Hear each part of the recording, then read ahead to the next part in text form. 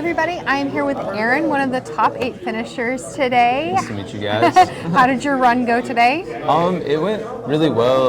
The first match I played Red Blue. I played Amber Steel Aggro. That's definitely my worst matchup. I 2-0'd it. I was on the draw, surprisingly. Didn't think I was going to win it. Moved on to a mirror match. Beat that one. Smoked it in the first 2 rounds. 2-0'd that one. Moved to a green steel. Didn't do too hot on that one. Got it to a game 3.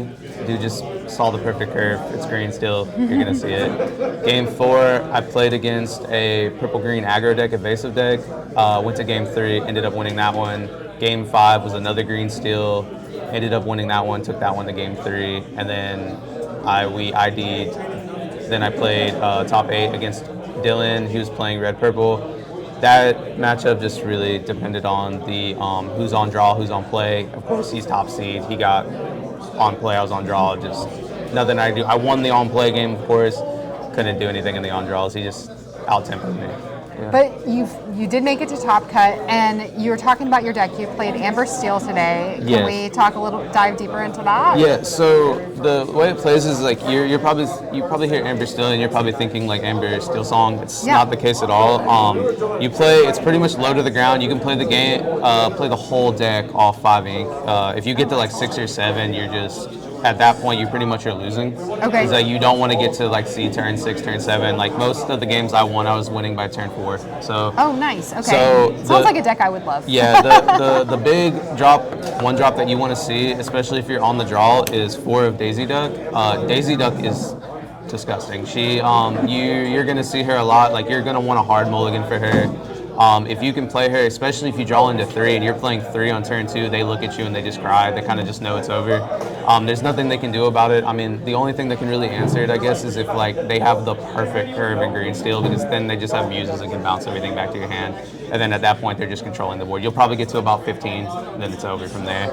I play 4 Mulan, the 1-drop, the 2-1 that discards. You draw, discard 1.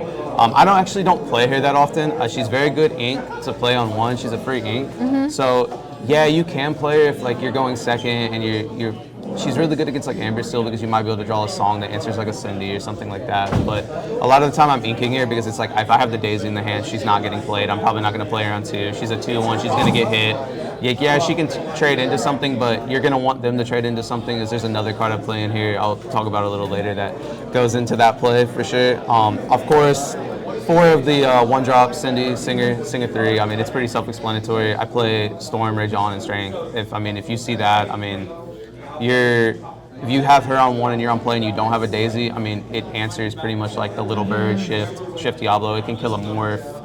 It can kill a lot of things that just come in. It's like, it's also like you just turn it sideways when you get to the point of where you're playing bodyguards. Yeah. So yeah. For Penny, I also don't play her that often. I play her if I'm having to drop Smees or things something like that, because you play her, it gives resist 1 and it removes 2 damage. So the resist is really the big thing I'm looking for here. So when you're turning Smee, he takes a damage obviously when he's exerted. So Penny prevents that damage from happening. So he's still at 3/3. So something that's like a Peter Pan comes in on 3, it can't trade into that Smee now. They're gonna have to do something more to kill it. They're gonna have to send 2 characters into it. So now it just feels awkward for them. Yeah. So it's huge when you play. That's the only time I play that card. Like only time if I'm having to draw Smee. The other big one, anybody that plays Steel plays Doc.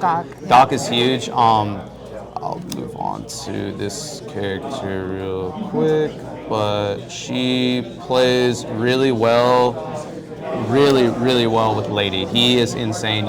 If you have a Lady in your hand and a Doc left over, you have 3 ink on the table. You play Lady, you play Doc. You're playing for 5, you get 2 cards. Like if they don't have a Diablo on the table, you're pretty much just ahead of them. Like at that point, you've dropped that many characters on the field. There's nothing they can do about it. She's really good with Smee. She's really good with this character, Piglet.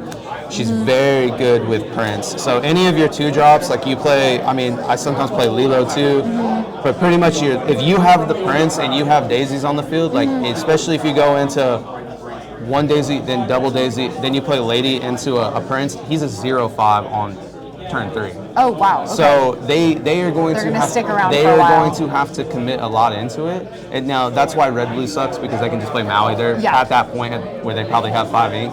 But other than that, little Sisu also. Little like that's your worst matchup. But yeah, same thing with Piglet. If you don't have the Prince, you have the Piglet. I mean, you're dropping a Piglet for free on turn 3 with another character. They both quest. One quest for 2, 2. Piglet quest for 3. Obviously, at this point, you're sitting there with. By that time, you're probably getting to like 8 or 9 lore within that turn. Sometimes, I mean, I've gotten to 15 in 3 turns. So. Oh my gosh. Okay. It just goes. Rapunzel's Tower. This card is the answer to Amber Steel. You play this card on turn like maybe 4, you have daisies on the field. If they haven't answered your characters yet, you attach your daisies. They are now 1/7s. Oh, they nice. cannot kill them. Your Prince is now a 0/8. Your Lilos are 1/5s. Everything is just not able to be killed. Like they have to, like who wants to Zeus a Lilo? Like nobody wants to have to commit to that. And Lilo's gonna come back. So and that's the thing is like Rapunzel's Tower, that's the only matchup it's good in. I maybe played it once in the red-purple matchup just to see what would happen, and Shark came down, killed it instantly. So, but Amber Steel, best card. You see it in your mulligan versus that deck, keep it. You're going to play it. It's just going to keep your daisies alive for sure. That's great. Storm, pretty self-explanatory. Classic. Yeah, you can hard cast it if you want to finish off like a pan, like trade it into one, like a daisy or something to finish it off. Now you kill the pan. Now they don't have that for red-purple. You even in the purple green like evasive list, it's really good to kill evasives, things like that. Same thing with strength. 4 strengths, 4 storms, makes sense. Strength is inkable. Like sometimes I don't even play it because I'm just that ahead of everybody else. Like the only time I really play it is if I'm going wide and like they drop a shark, well the shark just dies. So pretty self-explanatory. This one, I play 3 Lawrence. Some people ask me why I'm not on 4. I see that I don't play him a lot. The only time I'm really playing him is if I'm up against like big things. Like they're gonna trade into it, they're gonna kill that character most of the time. If I'm against something that like they're obviously gonna answer it with like a spell or something, it's just not worth playing. Like if I'm playing against something with spells, obviously I'm gonna play Pete. Yeah. Pete is just gonna protect all your characters on the field. Like you're just gonna ink Lawrence for the Pete most of the time. Pete is broken. Pete is busted. It is the dumbest card in the game. Like it should not exist. Like I'm sorry. Like if I'm playing against Amber Steel and I drop 2 Petes on you, the game's just over for you. It's so frustrating to play against that card. If I'm versus red purple and I drop it on 6, you just cry. There's nothing you can do about it. So it answers pretty much the 2 big decks that are gonna board wipe you. Like I said, Smee, obvious. You play him on 2, play him with Penny. He's a steel staple. Like you turn him sideways, he's a 3/3. Nobody wants to trade into him. Whatever they're playing on 3 most likely is going to die. So it really doesn't matter. Same thing with Rapunzel. Like you have daisies, they're gonna trade something in. You can even, if you know you can get a good Lawrence playoff, you can play Rapunzel. Same thing with Smees. You obviously just pop the damage off, draw the card. Even one card can get you the game. You get into a lady combo, like let's say you have a dock in hand, you're like, man, I don't really want to like pay 2 for this dock. You draw into a lady, boom. Now you have 2 characters on board. You draw 2 cards. You're ahead of everybody else. Like I said, the deck wins by turn 4. You can go late game. Like I had a really long game, but like for example, I was at 19 lore. Green steel player is at 1. He kept me at 19 for 7 turns and won the game. Oh my so gosh. it's like if once they get the muses out, it's over for you. Same thing with red purple. Once they get to about turn 6, they're dropping sharks and stuff like that. Right. It's like your tower's gonna die. Everything's low to the ground, so it's just gonna die. So they're gonna get their stuff back. Yeah. So we talked a lot about you have so many options in this deck, and yet it's really, really consistent. What is your kind of ideal first 3 plays? My first 3 plays, I would love to see Daisy. Daisy on 1 for sure. If you can get Daisy, 2 more daisies on 2, it's nuts. I did it a couple times tonight. They look at me and they just look at the board and they're like, well, these are 1/4s, what am I supposed to do? Like it's, I like to play, if you're playing against red-blue, Lilo's not a bad card. Like you can play it on 2, you might be able to play it a little later, but on 2 it's not bad because they're gonna Sisu it, it comes back. Like it's just like cool, they just wasted a target on a Sisu. Turn 3, Lady. Lady is what you want to see on turn 3. Like if you play Lady and you have a Piglet, you have a Smee, or you have a dock, and you can make use of the dock very well, or it's like something you don't care about, like you are going to love it. You can even drop like 3 1-drops on turn 3. Like you're getting to these cards where like once you get to about 3 or 4 ink, the whole deck plays itself.